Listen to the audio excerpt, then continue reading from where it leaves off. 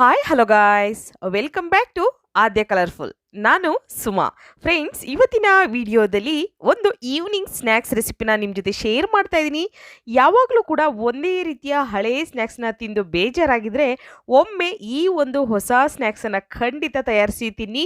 ತುಂಬಾ ಟೇಸ್ಟಿಯಾಗಿರುತ್ತೆ, ತುಂಬ ಈಸಿಯಾಗಿ ಮಾಡುವಂತಹ ಒಂದು ಈವ್ನಿಂಗ್ ಸ್ನ್ಯಾಕ್ಸ್. ಈ ಸ್ನ್ಯಾಕ್ಸ್ ಮಾಡೋದಕ್ಕೆ ಮೊದಲನೇದಾಗಿ 1 ಕಪ್ ಆಗುವಷ್ಟು ನಾನು ರವಾ ಹಾಕ್ಕೊಳ್ತಾ ಇದ್ದೀನಿ. ಫ್ರೆಂಡ್ಸ್, ಇದು ಚಿರೋಟಿ ರವ ನಾನು ತಗೋತಾ ಇರೋದು. ಸೊ ನೀವು ದಪ್ಪ ರವ ತೊಗೊಂಡ್ರೆ ಒಂದ್ಸಲ ಅದನ್ನು ಗ್ರೈಂಡ್ ಮಾಡಿ ನಂತರ ನೀವು ಬೌಲಿಗೆ ಹಾಕ್ಕೊಳ್ಬೇಕಾಗುತ್ತೆ. ಚಿರೋಟಿ ರವ ಅಂದರೆ ತುಂಬ ಚಿಕ್ಕ ಚಿಕ್ಕದಾಗಿರುತ್ತಲ್ಲ, ಸೊ ಹಾಗಾಗಿ ಸಣ್ಣ ರವೆ ಅಲ್ವಾ, ಅದನ್ನು ಹಾಗೆ ಹಾಕ್ಕೊಳ್ತಾ ಇದ್ದೀನಿ. ದಪ್ಪ ರವೆ ತೊಗೊಂಡ್ರೆ ಗ್ರೈಂಡ್ ಮಾಡ್ಕೊಂಡು ನಂತರ ಹಾಕ್ಕೊಳ್ಳಿ. ಹಾಗೆ ಇದಕ್ಕೆ ಒಂದು ಅರ್ಧ ಸ್ಪೂನ್ ಆಗೋಷ್ಟು ಶುಂಠಿ ಬೆಳ್ಳುಳ್ಳಿ ಪೇಸ್ಟನ್ನು ಹಾಕ್ಕೊಳ್ತಾ ಇದ್ದೀನಿ. ನಂತರ ಇದಕ್ಕೆ 1 ಸ್ಪೂನ್ ಆಗೋಷ್ಟು ಚಿಲ್ಲಿ ಫ್ಲೇಕ್ಸ್ ಹಾಕ್ಕೊಳ್ಳೋಣ.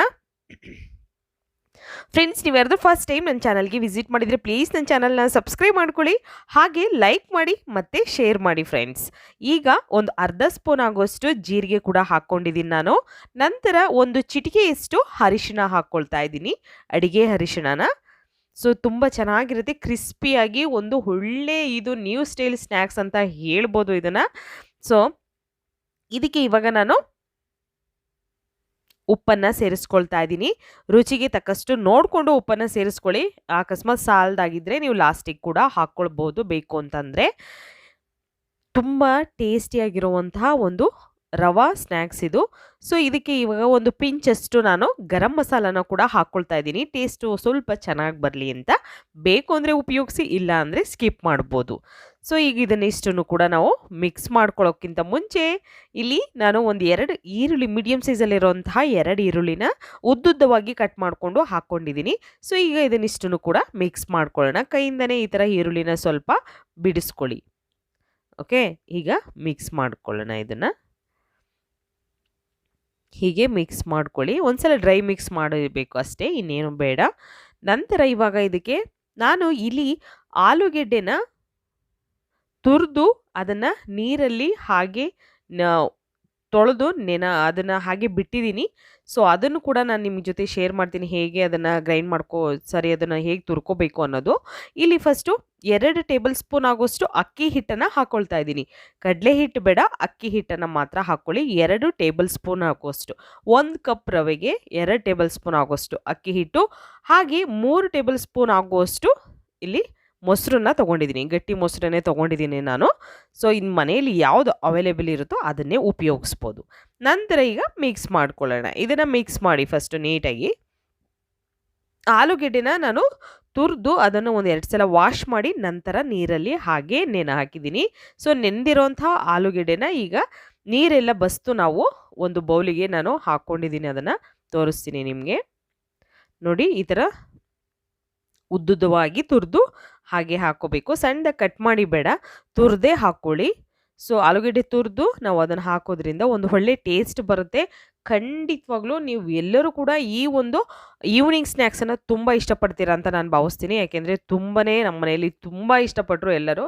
ಟೇಸ್ಟಿಯಾಗಿರುತ್ತೆ. ಸೊ ಹಾಗಾಗಿ ನಂತರ ಇಲ್ಲಿ ಹಸಿರು ಮೆಣಸಿನ್ಕಾಯಿನ ಹಾಕ್ಕೊಳ್ತಾ ಇದ್ದೀನಿ. ನಾನು ಇಲ್ಲಿ 1 ಹಸಿರು ಮೆಣಸಿನ್ಕಾಯಿನ ಹಾಕ್ಕೊಂಡಿದ್ದೀನಿ. ಬೇಕು ಅಂದರೆ ಉಪಯೋಗಿಸಿ, ಇಲ್ಲಾಂದರೆ ಸ್ಕಿಪ್ ಮಾಡಿ ನೀವು ಅಚ್ಕಾರದ ಪುಡಿ ಕೂಡ ಹಾಕ್ಕೊಳ್ಬೋದು. ಹಾಗೆ ಇಲ್ಲಿ ನಾನು ಸ್ವಲ್ಪ ಕೊತ್ತಂಬರಿ ಸೊಪ್ಪನ್ನು ಹಾಕಿ ಮಿಕ್ಸ್ ಮಾಡ್ಕೊಳ್ತಾ ಇದ್ದೀನಿ ನೀಟಾಗಿ. ಇದನ್ನು ಹಾಗೆ ಮಿಕ್ಸ್ ಮಾಡ್ಕೊಳ್ಳಿ. ನೀರೇನೇನು ಉಪಯೋಗಿಸೋದು ಬೇಡ, ಯಾಕೆಂದರೆ ಆಲೂಗೆಡ್ಡೆಯಲ್ಲಿ ಸ್ವಲ್ಪ ನೀರಿನ ಅಂಶ ಇರುತ್ತೆ. ಹಾಗೆ ಮೊಸರು ಕೂಡ ಹಾಕ್ಕೊಂಡಿದ್ದೀವಿ. ಬೇಕು ಅಂದರೆ ಸ್ವಲ್ಪ ನೀರನ್ನ ಚುಮುಕ್ಸಿ ನೀವು ಈ ಹಿಟ್ಟನ್ನು ಕಲಿಸ್ಕೋಬೇಕಾಗುತ್ತೆ. ಸ್ವಲ್ಪ ನೀರನ್ನು ಹಾಕ್ಕೊಂಡು ನೀವು ಹಿಟ್ಟನ್ನು ಕಲಿಸ್ಕೊಳ್ಳಿ. ಜಾಸ್ತಿ ತೆಳ್ಳಗೆ ಮಾಡ್ಕೋಬೇಡಿ. ನಾವು ಬೋಂಡಕ್ಕೆ ಮಾಡ್ಕೋತೀವಲ್ಲ ಸ್ವಲ್ಪ ತೆಳ್ಳಗೆ, ಅಷ್ಟು ತೆಳ್ಳಗೆ ಬೇಡ, ಇಷ್ಟಿದ್ರೆ ಸಾಕು. ಇದು ಕರೆಕ್ಟಾಗಿದೆ. ಸೊ ನಿಮ್ಗೆ ಇನ್ನೂ ಸ್ವಲ್ಪ ಗಟ್ಟಿ ಅನಿಸಿದ್ರೆ ಸ್ವಲ್ಪ ನೀರನ್ನು ಆ್ಯಡ್ ಮಾಡ್ಕೊಳ್ಳಿ.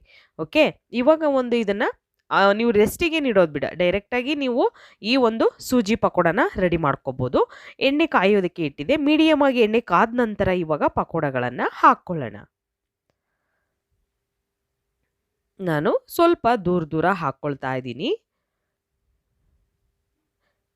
ನೀವು ಇದರಲ್ಲೇ ಬೇಕಿದ್ರೆ ವಡೆ ಥರ ಕೂಡ ನೀವು ಮಾಡ್ಕೋಬೋದು ಬೇಕು ಅಂತಂದರೆ.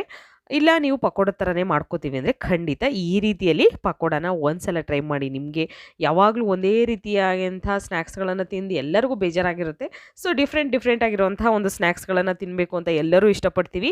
ಹಾಗೆ ನೀವು ಕೂಡ ಈ ಒಂದು ಹೊಸ ಸ್ನ್ಯಾಕ್ಸನ್ನು ಖಂಡಿತ ಟ್ರೈ ಮಾಡಿ ನೋಡಿ, ಹೇಗೆ ಬಂತು ಅಂತ ನನಗೆ ಕಾಮೆಂಟ್ ಸೆಕ್ಷನಲ್ಲಿ ತಪ್ಪದೆ ತಿಳಿಸಿ.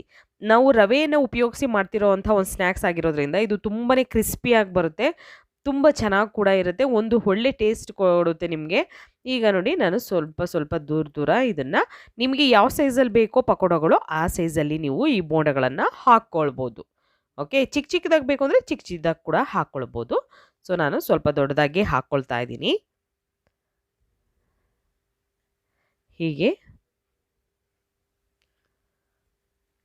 New style crispy snacks recipe.